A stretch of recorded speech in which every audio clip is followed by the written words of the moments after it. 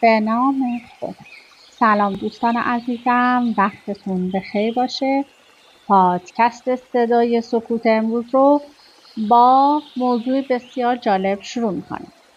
داستان برند لوکس و افسانه‌ای رولکس از تولد بنیانگذارش هانس ویلسردورف تا جایگاه امروزیش در دنیای ساعت‌های لوکس.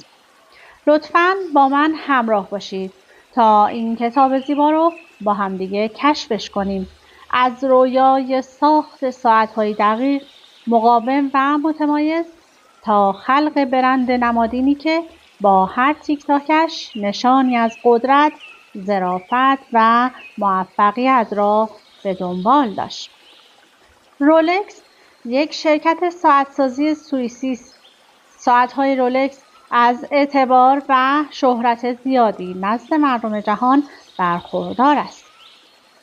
این برند لاکچری همواره در رقابت با برند لوکس سوئیسی دیگر اومگاست که این دو برند جزو شناخته شده ترین برندهای لوکس ساعت در جهان به شمار می روند. رولکس به عده‌ای افراد لوکس ثروتمند با ادب که فرهنگ و آداب بسیار خوبی داشتند می‌گفتند. این افراد کاشف الماس بودند و همه چیز آنها از الماس بود. سپس در سالهای بعد آن اسم را برای کمپانی ساعت انتخاب کردند. در رتبه‌بندی قدرتمندترین برندهای دنیا در سال 2012 که توسط فوربس انجام شده، کمپانی رولکس در رتبه 57 قرار دارد.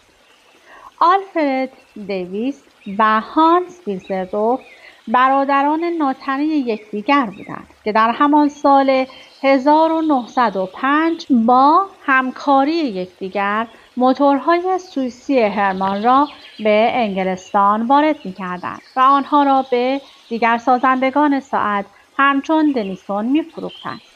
این ساعت‌ها با حک شدن اول نام این دو برادر بر روی عقربه‌های آنها به شکل W&D تولید می‌شد. در سال 1908 این دو برادر نام تجاری رولکس را برای بزینس خود انتخاب کردند و دفتر خود را در سوئیس باز کردند. از نظر ویلسردورف نام رولکس در بسیاری از زبانها قابل ادا کردن بود و دارای حروف کمی بود و به همین دلایل به راحتی نوشته میشد. همچنین به اندازه کوتاه بود تا بر روی بدنی ساعت حک شود و این دلایلی بود برای انتخاب این نام برای کمپانی W&D. در جنگ جهانی در سال 1919 با شروع جنگ جهانی و افزایش قیمت نقره و طلا در انگلستان که مورد استفاده زیادی در ساعت‌های گران قیمت داشت، ویلسردورف انگلستان را به قصد ژنو ترک کرد. به تعبیری این کمپانی بعد از گذشت 14 سال به ژنو سوئیس نقل مکان کرد. از آن سال به بعد ساعت رولکس را در کشور سوئیس محض تولید ساعت مچی جهان ادامه دادند و توانستند به موفقیت‌های زیادی همچون فروش با گستره‌ای در کل جهان دست پیدا کنند. رولکس ابداع کننده بسیاری از تکنولوژی‌های ساخت ساعت در جهان بود. از جمله این خلاقیت‌ها می‌توان به موارد زیر اشاره کرد. اولین ساعت ضد آب در جهان با نام اوستر یا اویستر. اولین ساعت مچی با قابلیت تغییر اتوماتیک تاریخ در سال 1945. اولین ساعت مچی ضد آب که تا عمق 100 متری کار می‌کرد در سال 1953. اولین ساعت مچی با قابلیت نمایش دو زمان مجزا در سال 1954. اولین ساعت مچی با قابلیت تغییر اتوماتیک روز و تاریخ در سال 1956. اولین کمپانی ساعتسازی که موفق به اخذ مجوز کرونومتر برای یک ساعت مچی شد. رولکس اخیراً اولین ساعت از جنس تیتانیوم تولیدی خود را در نوامبر 2022 معرفی کرد به نام دیپسا یا اسپلش DEEPSEA که تا عمق 11,000 متری نیز در برابر آب مقاوم است.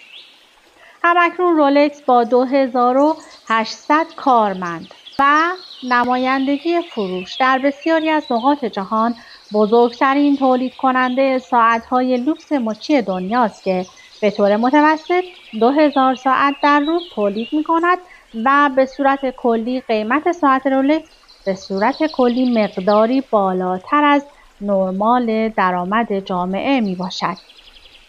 رولکس وقتی اسم برند خودش یک کلاسه. رولکس یکی از معروفترین و لوکس‌ترین برندهای ساعت توی دنیاست. واقعا کمتر کسی پیدا میشه که اسم این برند خوشنام سوئیسی به گوشش نخورده باشه. رولکس یک کمپانی با ارزش و معروفه که با طراحی خاص و متفاوت ساعتاش تونسته خودش رو به عنوان یک برند جهانی و معتبر جا بندازه. لوگوی رولکس یه تاج طلاییه، چیزی که نماد موفقیت و بهترین بودنه. خیلی از اولین ها توی دنیای ساعت رولکس معرفیشون کرده. ساعت هایی که مثل ساعت های ضد آب دنیا که اولین هاش رو رولکس ساخته، ساعت هایی که خودشون تاریخ رو تغییر میدن یا حتی ساعت هایی که میتونن 2 زمان مختلف رو نشون بدن. همه اینا باعث شدن که رولکس همیشه تو چشم باشه و یک برند موندگار بشه. جالبه بدونید این برند روزانه به طور میانگین 3000 تا ساعت تولید میکنه. تازه درآمدش تو سال 2024 حدود 12.5 میلیارد دلار برآورده شده بود. قراره بریم سراغ تاریخچه رولکس و ببینیم این برند معروف و لوگوی معروفش چطور شکل گرفتن و چه مسیری رو تا اینجای کار اومدن.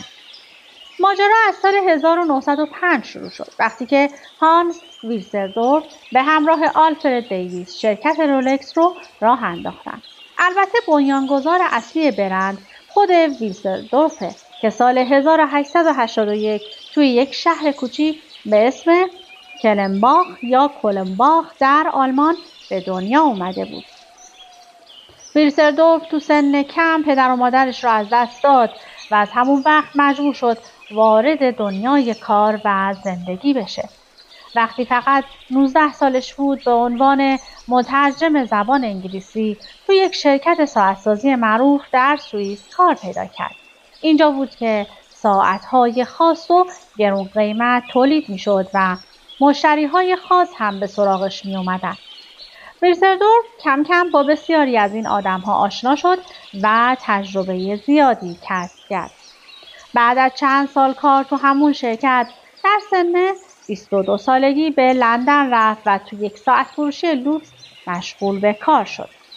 2 سال در اونجا موند و تجربه‌های زیادی کسب کرد. همین تجربه‌ها بود که باعث شد تصمیم بگیره کسب و کار خودش رو راه بندازه. برای شروع از شوهر خواهرش آلفرد دیویس قرض گرفت و شرکت W&D دیویس یعنی ویلسردورف اند دیویس رو تأسیس کرد. هان ویلسردورف بنیانگذار برند رولکس آدمی بود که با نبوغ و اراده خودش یک برند جهانی ساخت. اون موقع‌ها ساعت مچی خیلی محبوب نبود و مردم فکر می‌کردند فقط یک وسیله تزیینی زنونه است. اما ویلسردورف می‌خواست این طرز فکر رو تغییر بده. برای همین تلاش کرد تا ساعت‌هایی طراحی کنه که هم ظرافت داشته باشه هم کیفیت بالا.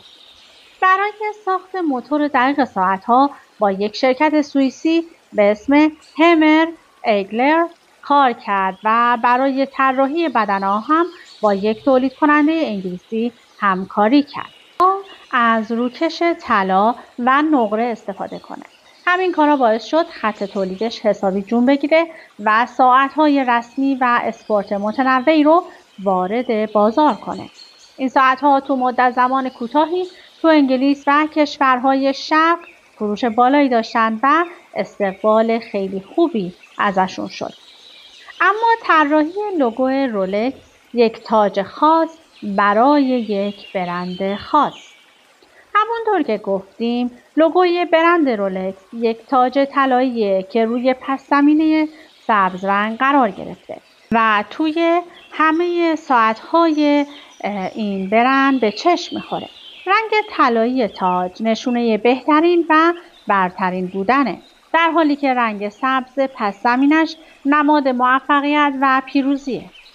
طراحی لوگوی رولکس کاملا با فکر و هدف انجام شده و یک معنی خاص پشتشه. قدیما وقتی کسی تو کارش موفق میشد یا یک دستاورد مهم میرسید بهش ساعت هدیه میدادن. برای همین این لوگو هم تداعی کننده ارزشمندی و موفقیته. نماد تاجی که رولکس انتخاب کرده دقیقاً مناسب همین مفاهیمه: قدرت، شکوه و خاص بودن. رولکس طراحی لوگوش رو خیلی حرفه‌ای انجام داده، چون سالهاست که به عنوان یکی از معتبرترین برندهای دنیا شناخته میشه و همیشه جزو معروفترین برندهای ساعت در جهانه. شعار برند رولکس فقط یک ساعت نیست، یک داستانه.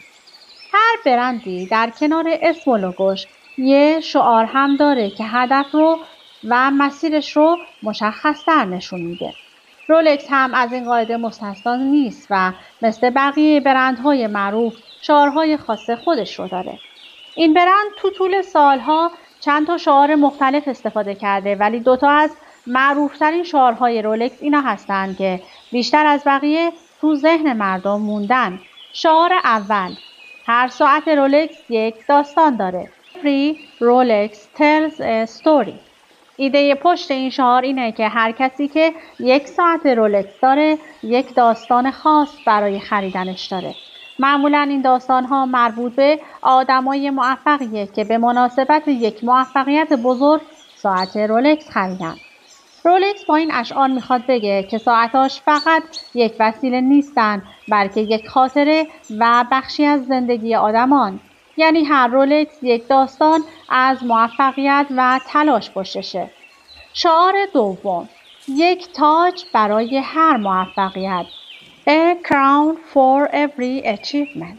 این یکی شعار هم مفهوم خیلی جالبی داره. رولکس میخواد با این جمله بگه که وقتی یک موفقیت بزرگ بهش میرسی وقتشه که خودتو با یک ساعت رولکس خوشحال کنی. هدف اینه که یک فرهنگ بین طرفداراش ایجاد کنه.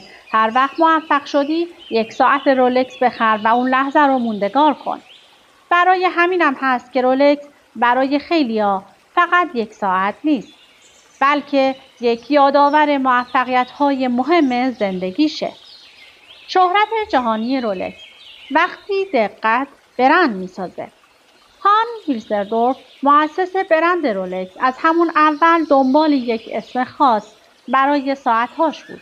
اسمی که هم راحت توی ذهن بمونه، هم تو هر زبونی راحت تلفظ بشه.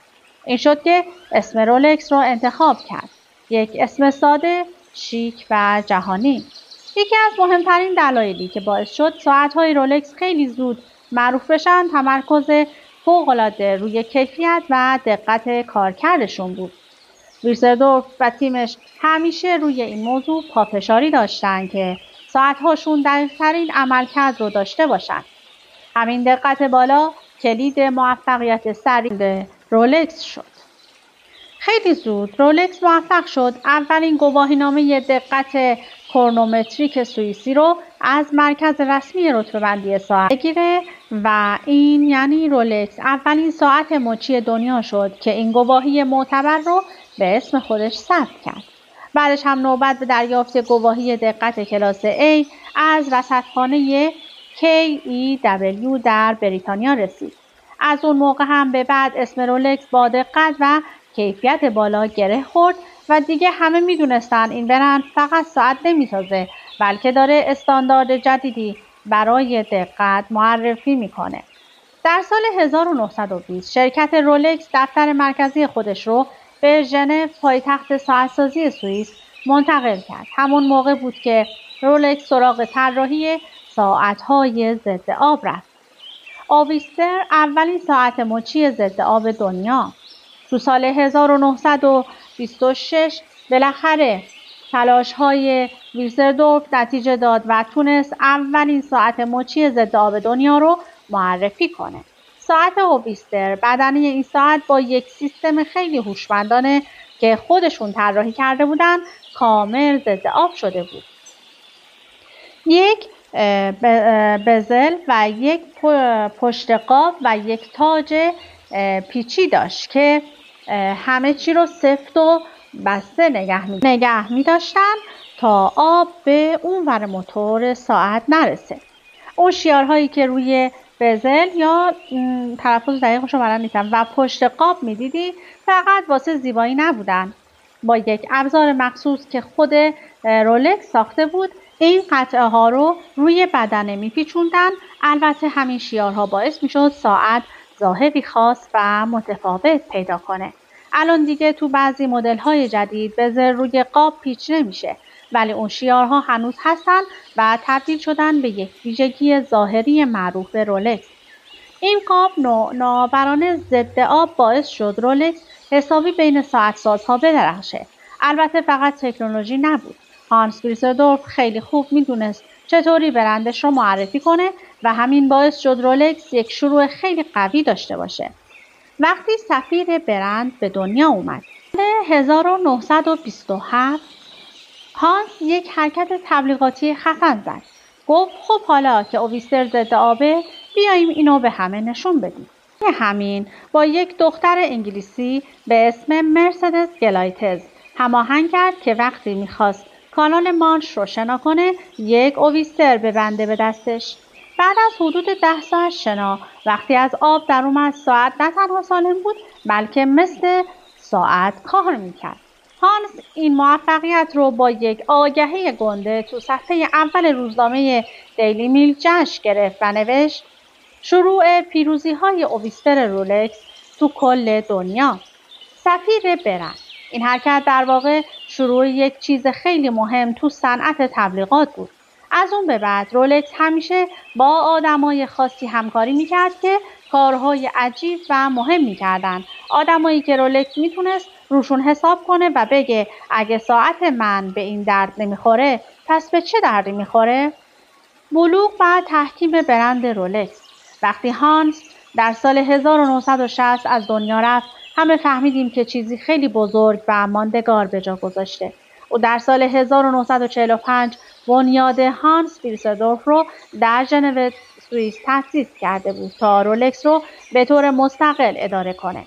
این کار باعث شد که برند رولکس همچنان وفادار به اصول اولیه خودش بمونه و به رشد خودش ادامه بده.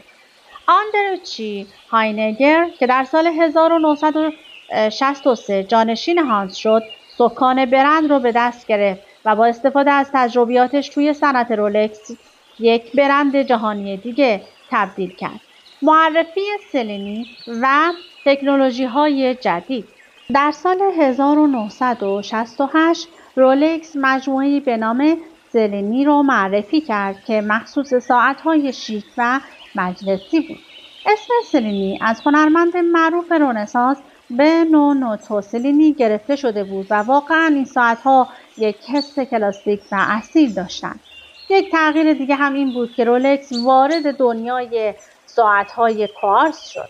در دهه 60 رولکس برای اولین بار با توسعه موتور کوارتز بتا 21 به فکر ساخت ساعت‌های الکترونیکی افتاد، اما خیلی زود فهمید که تخصص واقعیش توی ساعت‌های مکانیکی هست و به این حوزه وفادار موند. همکاری‌های فرهنگی و ورزشی. رولکس همیشه به دنبال همکاری با آدم‌های بزرگ بود. در دهه 60 و 70 این برند با ورزشکارها و هنرمندان معروف همکاری‌های بزرگی کرد. در سال 1976 برای جشن 50مین سالگرد اویستر رولکس جوایز خاصی برای کارآفرین‌های نوآور راه اندازی کرد که به دنبال تغییرات مثبت توی دنیا بودند. نوآوری‌های جدید و گام‌های بزرگ. در دهه 90 رولکس موفق شد تمام مراحل تولید ساعت‌های خودشون رو انجام بدن و استقلال کامل پیدا کنند. این یعنی رولکس کنترل همه چیز رو از طراحی تا تولید داشت و میتونست بهترین کیفیت رو ارائه بده. ساعت‌های جدیدی مثل یاخ مستر و پر مستر هم در همون زمان معرفی شدند که یکی برای قایقرانی و دیگری برای خانم‌ها طراحی شده بود. در همون سالها رولکس با استفاده از تکنولوژی‌های جدید مثل فلزات خاص و تجهیزات پیشرفته کیفیت ساعت‌هاش رو بالاتر برد.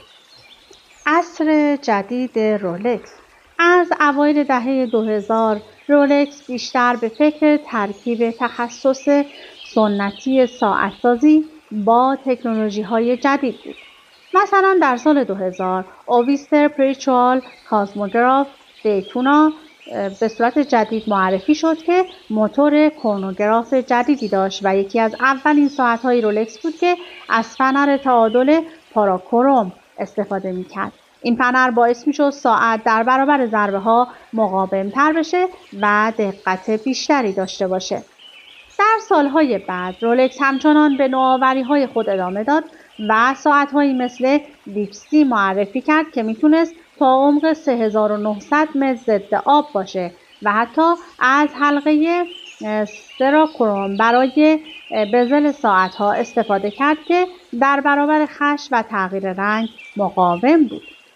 ماجراجویی و تکنولوژی رولکس همیشه در تلاش بوده که مرزهای جدیدی رو در صنعت ساعت‌سازی بشکافه. در سال 2012 رولکس با همکاری جیمز کامرون به مأموریت دیپ سی چالش رفت. این مأموریت که یکی از شجاعانه ترین دستاوردها در تاریخ اکتشافات دریایی بود، شامل سفر کامرون به عمق 10,900 متر در اقیانوس آرام میشد. برای مطالعه بیشتر در مورد مأموریت دیپسی میتونید حتما مقاله خاصی رو در گوگل سرچ کنید و بخونید. تکامل موتورهای رولکس. همینطور رولکس همیشه در تلاش برای بهبود موتورهای خود بود.